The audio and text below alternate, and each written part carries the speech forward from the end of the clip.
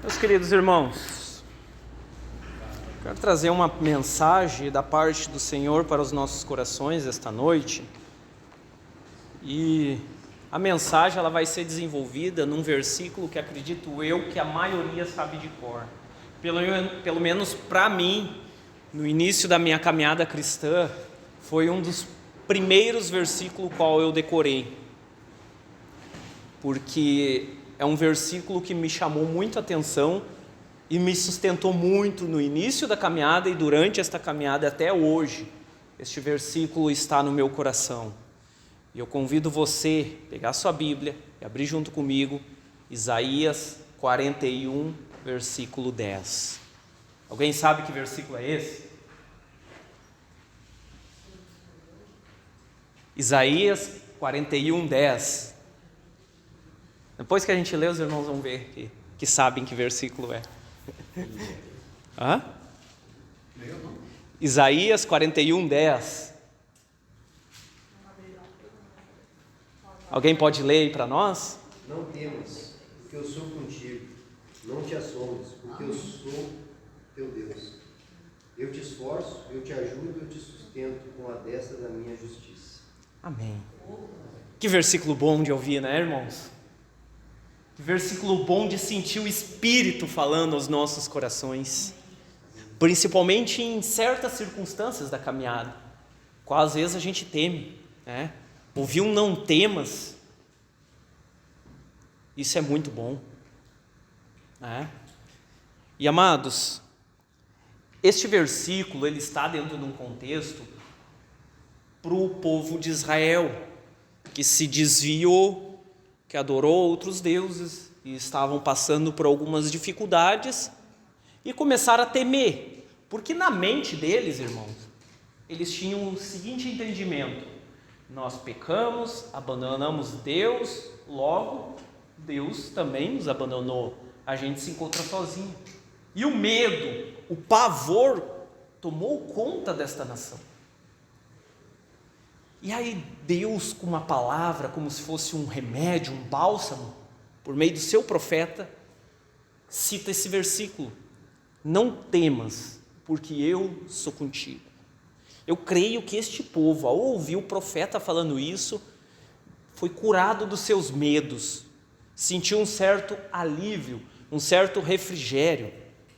A questão chave disso, desse versículo tão lindo, tão maravilhoso, tão gostoso de ouvir é: este versículo que se iniciou para o povo de Israel se aplica nos dias de hoje para mim e para você, depois de alguns milhares de anos?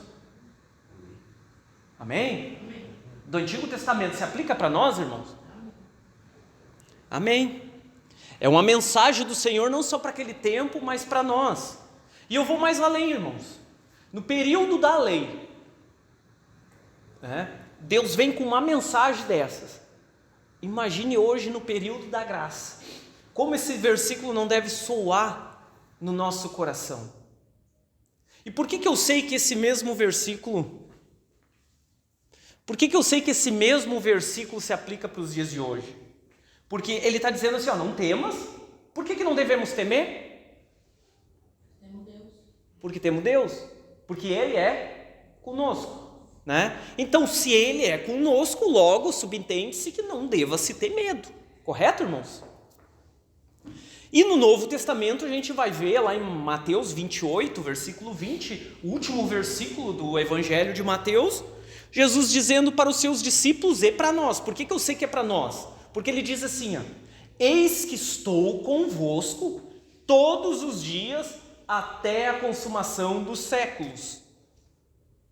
Então aqueles discípulos não iam viver até a consumação dos séculos. Então ele estava dizendo não só para eles, mas às gerações futuras. E por que eu entendo também que se aplica para nós? Porque o próprio apóstolo Paulo também, em determinada circunstância, bem provável ele temeu para receber esta mensagem do Senhor, o Senhor falou para ele: não temas, não te cales, porque eu sou contigo. Então nós subentendemos que o Senhor é conosco nos dias de hoje, amém? É uma presença do Senhor, e com isso não devemos temer. Agora, dentro disso, irmãos, sabendo que até hoje nós precisamos de um versículo como este, é gostoso sentir, ouvir um versículo deste, cabe a pergunta: é normal sentirmos medo como bons cristãos? É normal, pastora? Não deveria. Se é normal, não sei, mas quem sente, Não a gente deveria. sente. Que é pecado também. E aí, irmãos? Eu acho que pode ser até normal sentir, mas não continuar no medo, né? Perfeito. É que, querendo ou não, nós somos seres munidos de emoções. Aquilo que é oculto aos nossos olhos, ao nosso entendimento, causa um certo medo. Óbvio que às vezes num nível bem pequeno, num nível maior. Então, acredito eu, aí aqui é o Ângeles, vocês podem encontrar no capítulo 2, versículo 4, das heresias de Ângeles. Acredito eu, Ângeles, que de certo modo não é pecado e não é errado ter medo. O que é errado é dar guarida a este medo, lugar a este medo e fazer com que ele nos faça se assombrar, pasmar, travar. O apóstolo Paulo, um homem de Deus, que queria eu ter 10% da desenvoltura de Paulo, da intrepidez de Paulo, e ele teve medo, teve que receber uma palavra dessa, do qual o Senhor diz: não temas, não te cales, porque eu sou contigo. E há muito povo meu nesta cidade, além de tu ter eu, tu não está sozinho, que tu vai encontrar outros irmãos. E ele teve medo na caminhada. Grandes homens de Deus tiveram medo na caminhada. A questão chave de tudo isso que a gente tem que entender é que a gente não pode ter os mesmos medos de sempre, correto, irmãos? Tipo, antes eu tinha medo do diabo. Hoje eu não posso ter. Na medida que Deus vai caminhando com nós, certos medos a gente vai lançando fora e vai vencendo. Mas vão aparecendo outros medos dos novos desafios. E aí é estes medos que vão nos fazer reconhecer o quão vulneráveis nós somos e o quão necessitados nós somos da presença do Altíssimo. Porque uma certa imunidade ao medo pode nos gerar uma certa autoconfiança também. Porque é o medo que sempre nos faz olhar para Deus. É o medo que nos faz ver tal circunstância, aquilo que a gente não espera, ou está enfrentando alguma situação na vida, o qual nunca enfrentou, gera ou não gera um friozinho na barriga? O exemplo de Jó, né? Perfeito, pastor? Que temeu, sobre ele veio, né? E ele buscava o Senhor porque esse medo não acontecesse. Perfeito. O medo, de certo modo, ele pode ser saudável se ele nos manter dependente na presença do Senhor. O diferencial, eu acho que é que tu, mesmo com medo, tu não deixar de fazer e enfrentar. Perfeito. Mesmo com medo, enfrentar, sabendo que, que Deus está no comando, tá no negócio. O fato de eu ter um friozinho na barriga, um certo medo, não quer dizer que eu não sou um homem de Deus. Não quer dizer que eu não creio ao Senhor. O que não pode acontecer é nos travar, irmãos. Nos pasmar. Nos fazer retroceder. Volto a dizer, óbvio, que quando a gente tem o Espírito Santo de Deus, vai tendo mais intimidade, estes medos a gente vai lançando fora, vai vencendo, vai crescendo, mas na medida que nós vamos caminhando, vai aparecendo novos medos, que nós vamos ter um friozinho na barriga, e esses novos medos nós vamos vencendo, e assim vamos crescendo, a ponto de pessoas olhar para as nossas vidas e ver o quão resiliente nós somos no Senhor. Então nós somos emoções. Pode acontecer isso. A questão que não pode acontecer é a gente deixar de olhar para o nosso Deus e descansar nele. Porque, amados, infelizmente, eu até nem gosto de pensar nisso para mim e nem dizer isso, mas infelizmente, eu e você que está aqui vai passar por situações difíceis. Vai passar por situações o qual você vai se sentir acuado. Não quero ser um profeta da desgraça aqui, não, irmãos. Mas os irmãos sabem o que eu estou dizendo. Nós vivemos no mundo mal, vivemos ou não vivemos? Vivemos num mundo o qual de certo modo, nós não temos controle de tudo e todas as coisas. E tem pessoas que estão no nosso entorno, que nós amamos e estão à mercê do diabo e por vontade própria estão presas nas cadeias do diabo. E a gente vendo isso, a gente sofre e passa por essas situações. Então, querendo ou não, a gente vai ter algumas aflições, como o próprio Cristo disse, né? Que no mundo nós teríamos aflições. Então a gente vai passar por isso. A questão é, em quem nós encontramos o nosso refúgio? Como diz o salmista, ainda que eu andasse pelo vale da sombra da morte, não temeria. Deixa eu ver melhor, deixa eu formular melhor. Ainda que eu ande pelo vale da sombra da morte, não temerei mal algum. E que mais, irmãos? Vamos ver se os irmãos se lembram. Deixa eu abrir aqui 23. Porque tu estás comigo, a tua vara e o teu cajado me consolam. Acho que é isso, né? Deixa eu abrir aqui para ler melhor.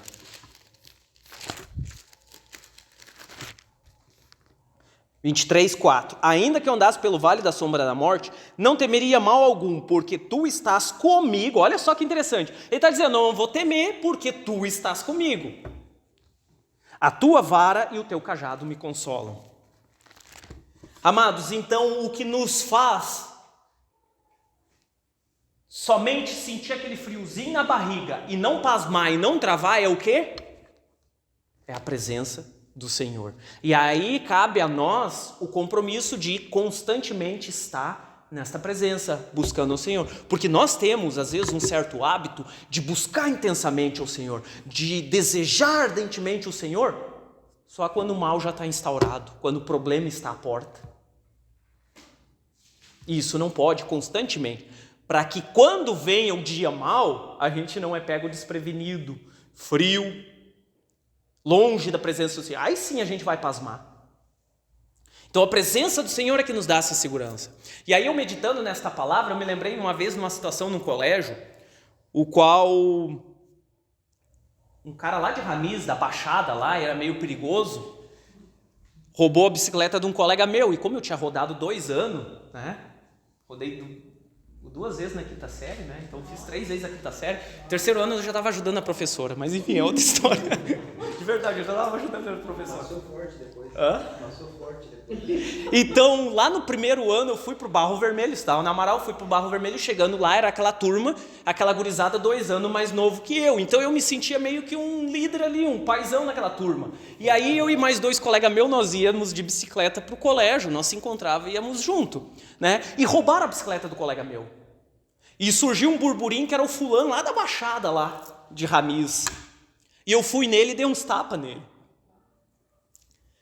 E isso era uma sexta-feira. E ele me prometeu, segunda-feira, eu vou chamar a gurizada da Baixada. E tu vai ver o que é bom pra ti. Irmãos, eu temi. Porque eu conhecia a gurizada da Baixada, eu sabia quem era. E eu fiquei aflito aquele final de semana. Só que eu conhecia um cara que era bandidão também. O Peterson, talvez alguns vão se lembrar antigamente o Peterson. O cara era todo cicatrizado, né? E eu conhecia ele. E aí eu tava fazendo umas tatuagens nele, que eu tinha inventado uma maquininha de fazer tatuagem, tava fazendo umas tatuagens, e ele gostou e eu aproveitei o momento, né? Eu disse, ô Peterson, tô precisando de um favor teu. Né? Arrumei uma bronca lá com os guri de Ramiz lá, e coisa e tal. Tu não me dá uma mão? Não, pode deixar, eu conheço a gurizada lá de Ramiz. E irmãos, chegou a segunda-feira, fui pro colégio de manhã, de boa, tinha prometido na segunda, e geralmente essas promessas acontecem no final da aula, né? Na hora da saída, na saída eu te pego. E eu não prestei atenção na aula naquele dia, eu estava apavorado. E chegou perto do meio-dia, eu dava uma espiada, eu estudava na sala que é no 2º andar, dava uma espiada para ver se a gurizada Baixada estava lá e se o Peterson estava lá. E eu já aflito, já não sabia o que fazer, né? E chegou bem na hora de bater, assim, antes de bater mesmo, assim, próximo, né? Eu saí da sala, fui no corredor e dei uma espiada. Eu estava meio aflito, meio pasmo. Irmãos, quando eu vi o Peterson lá embaixo, pensa num alívio que me deu. Eu não temi, porque o Peterson estava... Agora, Na ignorância, mas a gente ri, mas é interessante para a gente refletir isso. Se um Peterson da vida, um homem natural, suscetível a tanta fragilidade, me gerou um ânimo, uma força, que eu desci de peito aberto, muito mais o nosso Deus. Não é verdade, irmãos? Então eu contei essa história aqui só para a gente ver o quanto às vezes a gente é cegos e não vê um grandioso Deus que está conosco e que nos diz várias vezes: eu sou contigo, não temas, eu estou contigo. Ele não só diz que é com nós, como ele promete estar com nós para toda a eternidade, até a consumação dos séculos.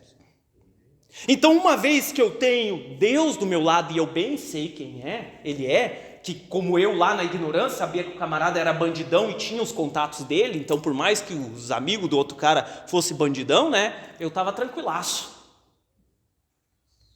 E assim é nós, irmãos. Será que muitas vezes quando a gente enfrenta aquele problema e o problema está se aproximando, a gente não fica espiando na janela, procurando uma solução terrena, ao invés de olhar para o nosso Deus e ser renovado?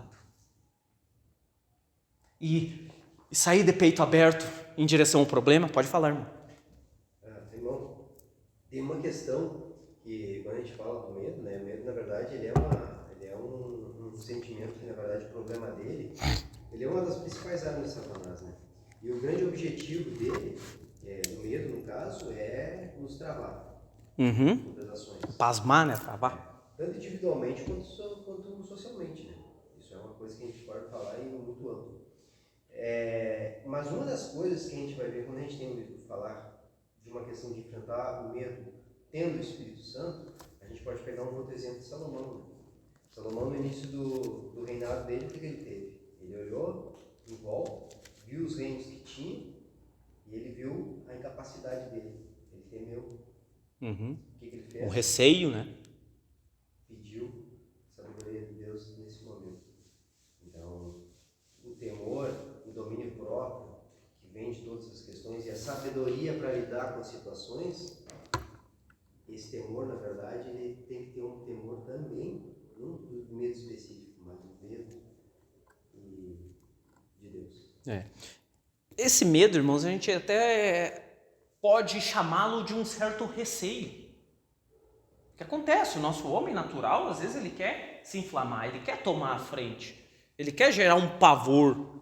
Né? É ou não é verdade? Às vezes a nossa mente não pega algumas peças para nós. A gente recebe a notícia de um problema ou percebe um problema. O que a nossa mente começa a fazer? Começa a conjecturar um monte de coisa. E pior, às vezes conjectura o pior, né? Porque isso vai acontecer e agora vai acontecer assado e aquilo e agora eu tô frito. Mas quando a gente vai em direção ao Senhor, a gente vê que não é bem assim. E depois que enfrenta mesmo, a gente vê que, na verdade, nós mesmos que pregamos peça para nós. E dentro disso também tem o inimigo das nossas almas que ele trabalha para potencializar aquilo. Ou até mesmo para mascarar. Às vezes uma coisa pequena, ele trabalha de uma forma para os nossos olhos parecer ser grande. Não é verdade, irmãos? Porque ele sabe que o medo, que é dado espaço e guarida para ele, nos trava. E quando muitas vezes a situação é tão grave, ele não só nos trava, que nos faz retroceder. A atitude que nos leva às vezes é retroceder, voltar atrás, o medo. Por que é importante a gente entender isso, irmãos, e falar a respeito do medo?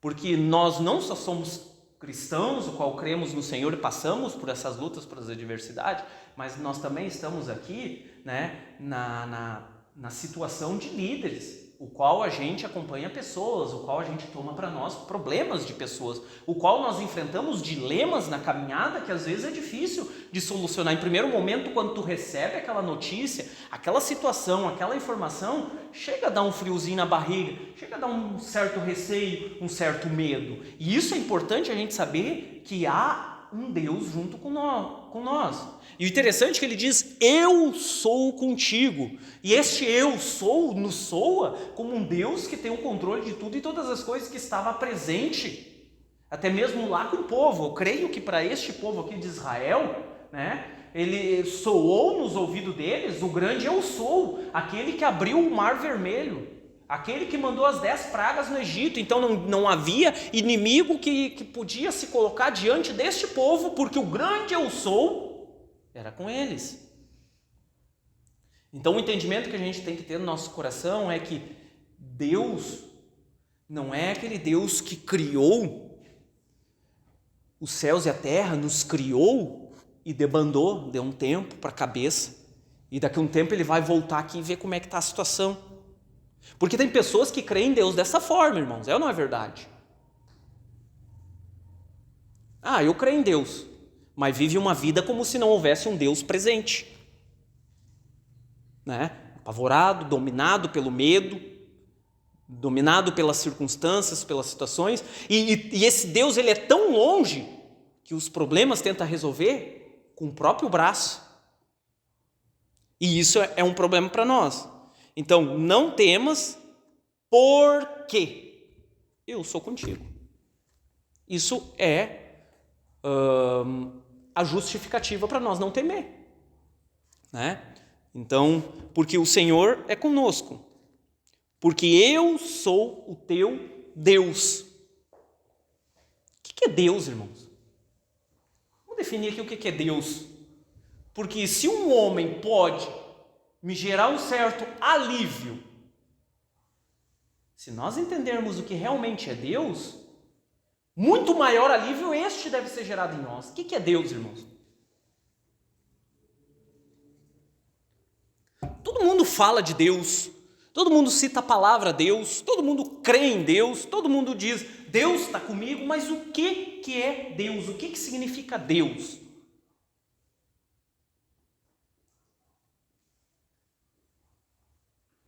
Deus está comigo. Eu creio, eu confio, eu tenho fé. Mas nós precisamos conhecer e saber o que é este Deus, o que representa Deus. Os irmãos já pararam para pensar nisso?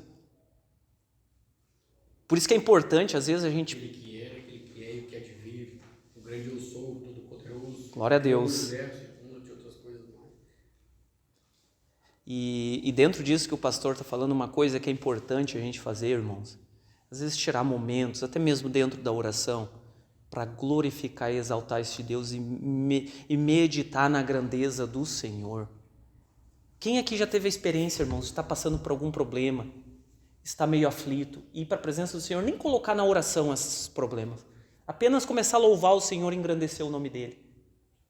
E de uma hora para outra passa aquele problema e tu pensa assim, mas nem falei do meu problema. Eu apenas exaltei a Deus, glorifiquei a Deus, e não tenho mais medo, não estou mais inquieto, não estou mais ansioso. Inconscientemente, nós entendemos que, poxa, um Deus tão grande como esse, todo-poderoso, que está comigo, o que é Ele diante deste problema, diante dessa dificuldade? Então aqui um remedinho para nós. Está aflito? Está com medo? Está em dificuldade? Está em situação que não sabe fazer? Adore ao Senhor, exalte ao Senhor, glorifique ao Senhor. De certo modo, não precisa nem... não estou dizendo que não é importante, devemos fazer isso. A Bíblia diz que devemos lançar sobre Ele as nossas aflições, os nossos anseios. Faça isso. Mas também glorifique o Senhor. Não tem cura maior do que essa. Sabe? Cantar louvores que exalte o Senhor. Irmãos, às vezes quando eu estou em certas dificuldades, que eu me sinto pequeno, impotente, eu gosto de ir para aqueles louvores tipo Senhor meu Deus, quando eu maravilhado, fico a contemplar as obras de tuas mãos. Louvores desse tipo assim que a gente engrandece e exalta o nome do Senhor. Não há Deus maior. Como aquele louvor que diz, não há Deus maior, né? Criou os céus, criou a terra, criou o mar e as estrelas. Tudo Ele fez, tudo formou para o seu louvor. Duvido não ser renovado, irmãos. Não ser restaurado. Porque estes louvores nos dá a compreensão do que significa Deus e quem é Deus. E aí a gente não vai temer mal algum. E te permite buscar maiores desafios. Perfeito, irmão. O medo te faz ver o quão fraco, impotente, incapaz tu é e vulnerável. Mas também te faz olhar para o teu Deus e ver que nele tu pode. Então, uma vez que nele tu pode, tu confia nele, descansa nele e vence o problema. Subiu um nível. Vem outro problema, tu continua vendo quão incapaz, impotente tu é. Tu olha para ele, confia nele e vence o problema. E assim tu vai subindo. E sempre vai ser assim, sabe para quê? Para nos manter no nosso lugar de homens e mulheres fracos, incapacitados, mas que são muito poderosos e ousados e destemidos quando olha para este Deus. Para pensar, irmãos, quantos ministérios a gente vê assim, homens de Deus que enfrentam cada barra, e tu pensa assim, como? Às vezes a gente nem consegue se sentir no lugar dessa pessoa. Vamos usar um exemplo do apóstolo Paulo. Açoites, naufrágios, fome, frio, perseguições, calúnias. E da onde esse homem tirava força? Da onde esse homem continuava perseverante nessa caminhada? Constantemente ele olhava para o Deus que ele servia. Então, nessa caminhada que a gente enfrenta, manter os nossos olhos fixos no Senhor. Aquele que mantém os olhos fixos no Senhor não se perde. O problema é que às vezes a gente está com os olhos tão fixos no problema, tão fixo naquele monstro que se colocou na frente, que ele começa a ficar grande, além do que verdadeiramente é. E é onde a gente trava. Então não devemos temer, porque Ele é conosco. Não devemos se assombrar, ou seja, ficar assustado, pasmo, porque Ele é o nosso Deus. E olha o que ele diz, além de a gente olhar para este Deus, porque poderia continuar o medinho lá. Parece que Deus escreveu esse versículo já pensando no homem. A gente é muito questionador, né? Tá, Senhor, mas tudo bem, tu é comigo, mas o que adianta tu ser comigo, mas tu ser indiferente? Porque tu tá sentado num trono distante, numa outra dimensão. Sei que tu é comigo, que tu me acompanha, que os teus olhos nada fogem às tuas vistas. Mas vai surtir efeito isso? Então, é como se Deus, conhecendo o homem, os questionamentos do homem, ele diz, eu não só sou contigo, como eu ajo. Porque ele diz, eu sou contigo, né, eu sou teu Deus, eu te esforço. E algumas traduções vai dizer, eu te fortaleço.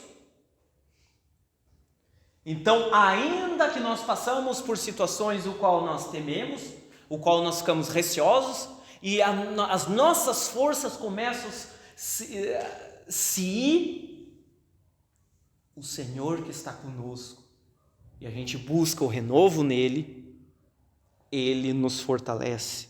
Que é o que diz aqui no próprio contexto, aqui, né, Isaías 40, 29, olha só o que diz a palavra, é outro versículo conhecido, Isaías 40, 29, dá vigor ao cansado, e multiplica as forças ao que não tem nenhum vigor. Os jovens se cansarão e se fatigarão, e os jovens certamente cairão, mas os que esperam no Senhor renovarão as suas forças, e subirão com asas como águia, correrão e não se cansarão, caminharão e não se fatigarão. Este é o Deus que eu e você serve. Que Ele não só é presente, que Ele não só tem uma característica de todo-poderoso, de grandioso, exaltado e demais outras coisas, mas Ele também interfere no processo. Ele age em nosso favor. Ele nos sustenta. Ele nos dá força. Então diz aqui, eu te esforço. Ele nos dá força. E Ele poderia dizer, tá, agora que eu já te dei força, agora te vira. Tá cheio de vigor aí, com toda a energia. Não, Deus vai mais além, Ele diz, além de eu te dar força, eu te ajudo. Olha que interessante, irmãos, vocês já pararam para perceber a grandiosidade desse versículo? Eu sou contigo, a minha presença já é o suficiente para te dar um certo alívio, uma certa segurança, né? conhecendo quem eu sou, vai te dar essa segurança também. E quando tu enfraquecer, eu vou te dar força. E não só vou te dar força, como eu vou te ajudar. E além de ajudar, não, isso aqui é demais. Além de ajudar, diz que nos sustenta. Se chega alguém aqui, passando por dificuldade, e aí, vamos usar o exemplo aqui. Irmãos, o fulano aqui veio hoje aqui pedir ajuda, ele precisa de uma ajuda. Os irmãos vão querer ou não vão querer ajudar?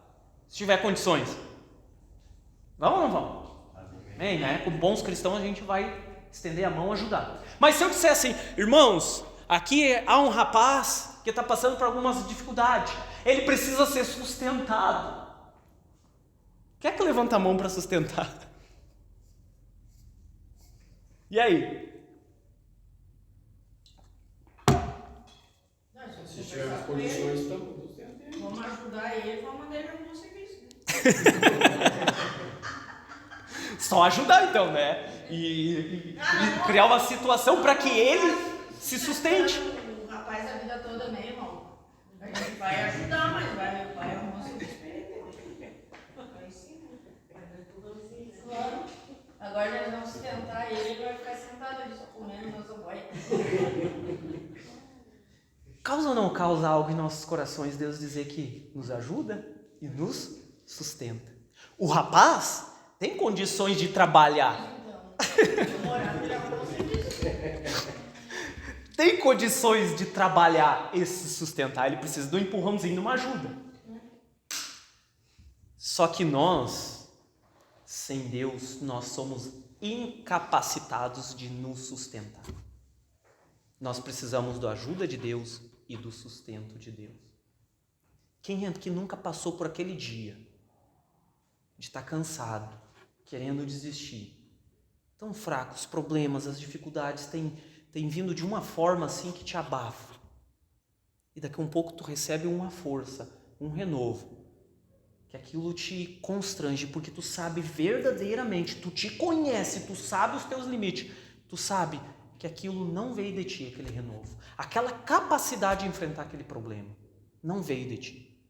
E amados, eu confesso, eu tenho certezíssima que os meus irmãos que aqui estão me ouvindo teriam histórias e testemunho para compartilhar.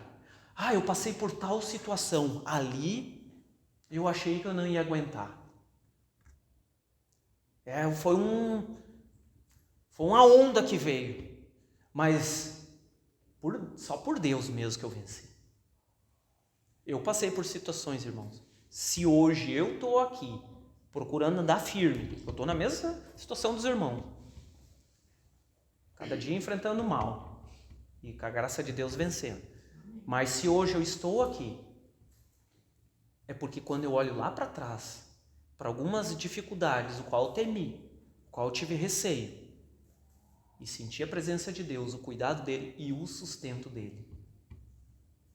Então essas circunstâncias vêm, é dolorido? É dolorido. Dói? Dói. Ninguém quer passar? Ninguém quer passar.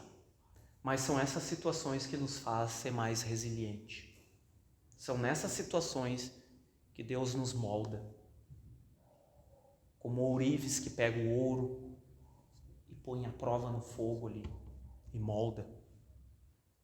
São essas situações que nos fazem ser mais crentes. Essas situações que nos fazem ser o quão vulneráveis nós somos, o quão fraco nós somos e o quão dependentes nós somos do Senhor. E são necessários esses desafios que aparecem na vida para a gente se colocar no nosso lugar. Porque o ser humano é assim, irmãos. Quando ele começa de cantinho, não é verdade? Meio acanhado, se sentindo incapacitado. Mas aí ele começa a ter uma certa desenvoltura e ele vai criando um ânimozinho em si, uma autoconfiança e já não começa mais querer depender do Senhor.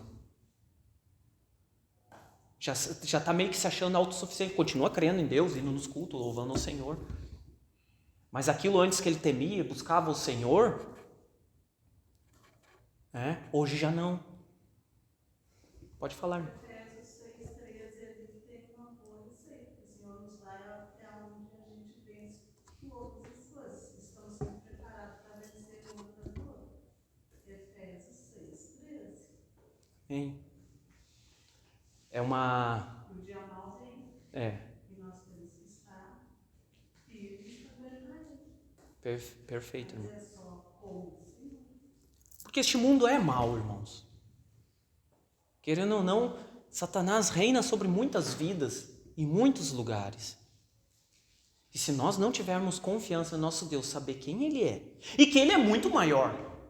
Que nem, agora me lembrando disso, me lembro uma vez a experiência da minha avó, ela acabou se convertendo antes de morrer, né? E a minha avó tinha um monte de ídolo na casa dela, papelzinho, até coisa do Patu que tinha junto, né? Porque a pessoa na ignorância junta tudo, com terra e tudo, e crê em tudo. E nem se inquieta se aquilo vai enciumar outro Deus ou não.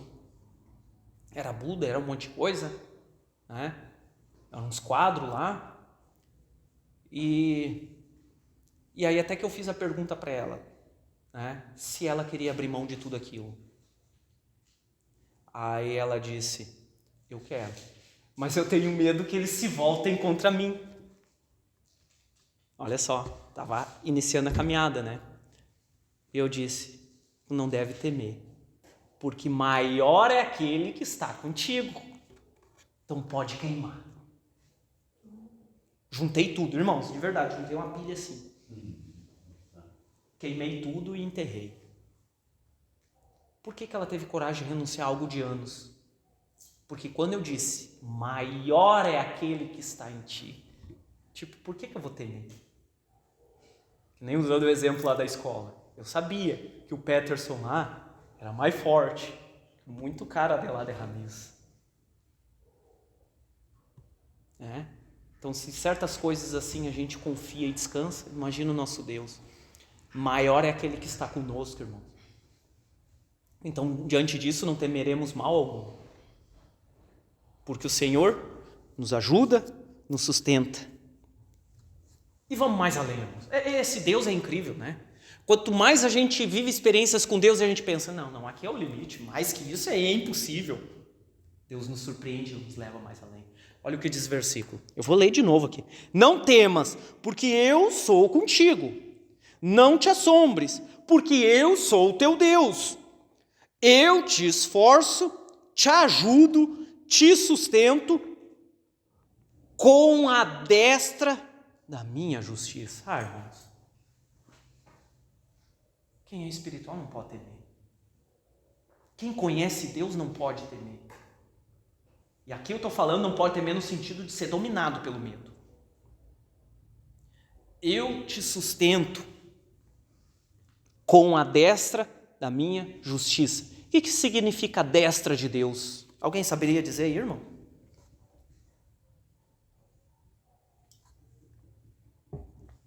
Algumas vezes a Bíblia fala a respeito da destra de Deus, que nem aqui a destra da justiça de Deus. O que significa a destra?